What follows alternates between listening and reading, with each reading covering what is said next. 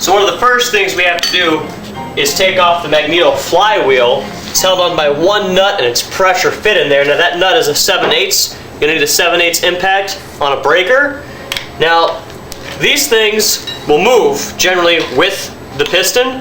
So what you wanna do is you wanna lock this. Now there's two ways to do that. One way is to take wood blocks and shove them underneath the piston. That way when you tighten down on this, it pulls the piston down, but it won't let it move because it's on the wood blocks. Now I've found several times that this is just going to break the skirt of your piston. I've done it.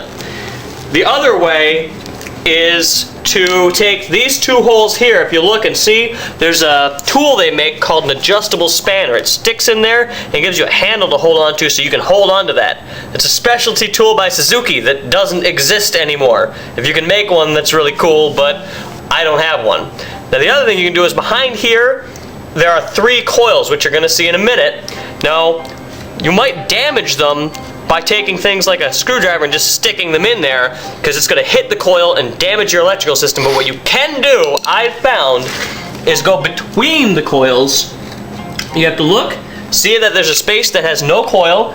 When you put it in there, it should go in smoothly and you should hear it hitting the back and even see it hitting the backing plate. So it's not hitting a coil, it is between your coils. Then what you can do is turn this to remove the nut, and your flywheel will not move. And that's the whole idea of the whole thing. TV magic.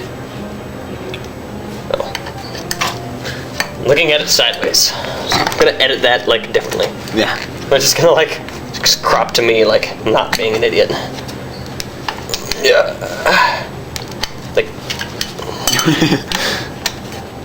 Yeah, we're gonna TV magic that part. We're gonna TV magic a lot of this. You want me to just stop recording until you got it? I pretty much got it. Oh, okay. So now you've got the nut removed. Now the only thing it's holding on here is pressure. It's wedged in there and it's on a specific key, so it stays in one spot relative to the crankshaft. Now what you need is you need a puller. Now make sure you get one that's like this. It's completely flat on top, completely flat on the bottom. There are some that have where it's taller in the center and it angles down to the sides. That's gonna get in your way. That's gonna cause problems when you're trying to pull from these 3 holes. What you need to do is get one of these. It's not gonna come with these though. These are M6 bolts with a 1.00 thread pitch. You need them about that long. You can go longer, maybe a little bit shorter. Pretty much eyeball it, and you need a thick washer and sometimes a nut to hold on to the washer, if you can get that in right there. Got it. So what you need to do is, let me take this out really quick.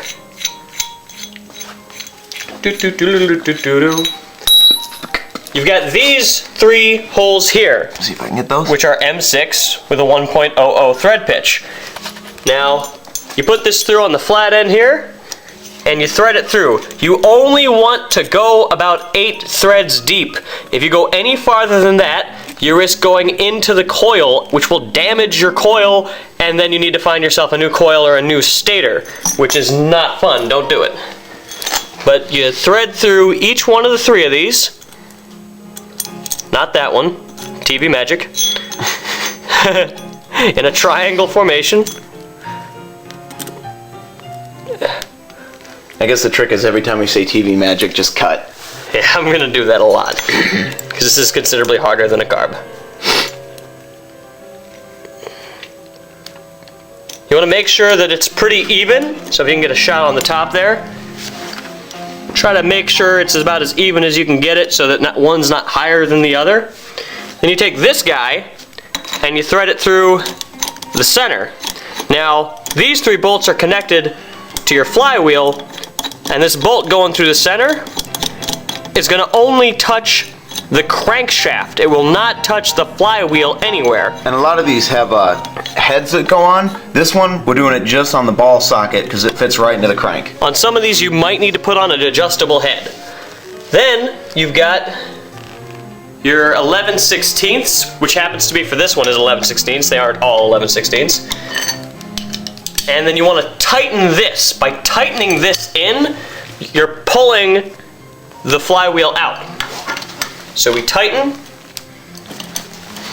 And then once you feel a good amount of tension on it, if it's tight and it's not moving, you just give it a little tap with the hammer. Yeah, this one was recently off, but a lot of times it'll be really hard to turn. After a couple turns, you just pop it with the hammer and it'll just shoot off of there. This one we've had off recently though, so that was enough to get it loose for us.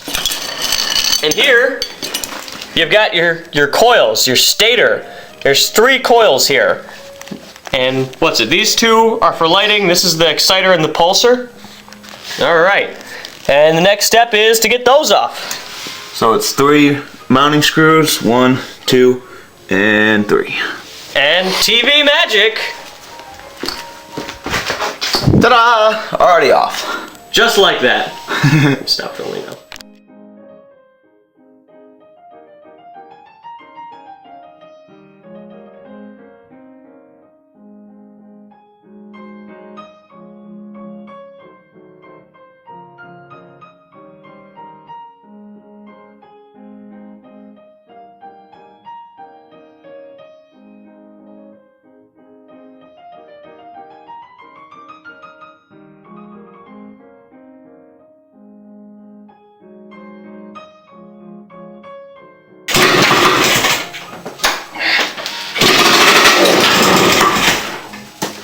Way to go.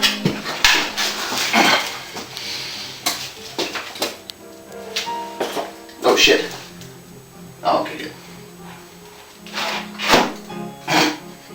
You know what you just broke? Kickstand. Like the frame. You broke off the part that the kickstand connects to. Yep. It was barely hanging on anyway. You know what that bike is never ever gonna have? Like, hold on. We need to put one of those like bolt-on kickstands. They're one of the ones that like Bicycle. yeah.